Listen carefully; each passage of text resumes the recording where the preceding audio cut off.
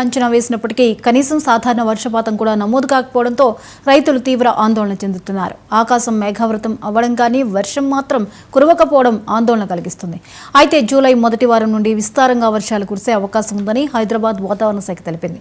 June చివరి వారం నుండి పరిస్థితులు చక్కబడతాయంటున్న హైదరాబాద్ వాతావరణ శాఖ డైరెక్టర్ నాగరత్నతో మా ప్రతినిధి తేజ ఫేస్ టు ఫేస్. ఆకాశం మేఘావృతమై దర్శనమిస్తున్నప్పటికీ కూడా అనుకున్న స్థాయిలో వర్షాలు పడటం లేదనేటువంటి ఆందోళన అందరిలో కలుగుతుంది.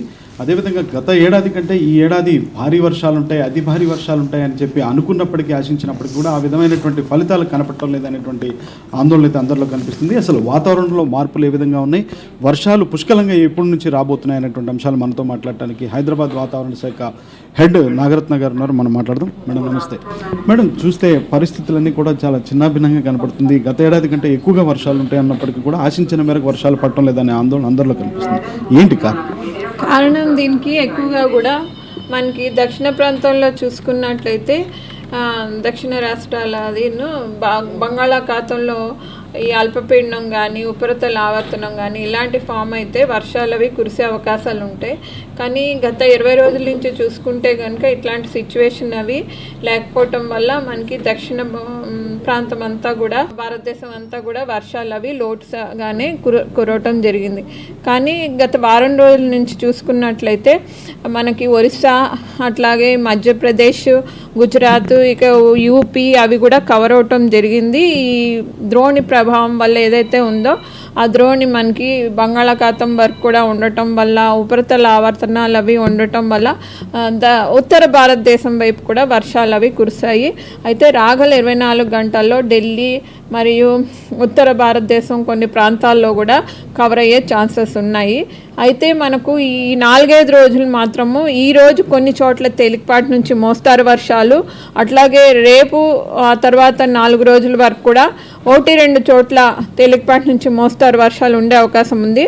ఉరుములు, మెరుపులు, అట్లాగే గాలి తీవ్రత 30 నుంచి 40 కిలోమీటర్ ప్రతి గంటకు కూడా వీచే అవకాశాలు కనిపిస్తున్నాయి. వర్షాకాల పంటలు వేసుకొని చాలామంది రైతులు చాలా ఆశగా ఎదురు చూస్తున్నారు. కానీ మేఘాలు అనేటువంటి పడుతున్నప్పటికీ కూడా కానీ ఆశించిన మేరకు వర్షం పడట్లేదు అనేటువంటి ఆందోళన వాళ్ళలో కనిపిస్తుంది. ఓ సాధారణమైనటువంటి వర్షపాతం ఎప్పటి నుంచి స్థిరంగా నమోదయ్యేటువంటి పరిస్థితులు ఉన్నాయంటారు? రైతులకు ఏం చెప్తారు?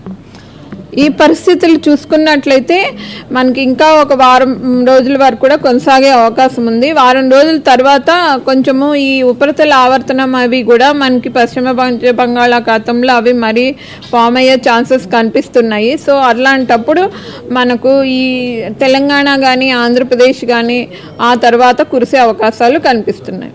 కానీ ప్రధానంగా చూస్తే మేడం, హైదరాబాద్లో కానీ లేదంటే తెలంగాణ రాష్ట్ర వ్యాప్తంగా కానీ వాతావరణం ఒకేసారి వేడెక్కడం, అప్పటికప్పుడే ఎండ కనపడటం, మళ్ళీ ఒక 2-3 నిమిషాలు 5 నిమిషాల్లోనే మళ్ళీ మారిపోయి మళ్ళీ మేఘాలు కనపడటం, లేదా కొంచెం తుప్పర రావడం, మళ్ళీ వెంటనే ఇట్లా ఉక్కపోత విపరీతంగా ఉంది. అంటే ఇలాంటి మార్పులు ఎందుకంటారు?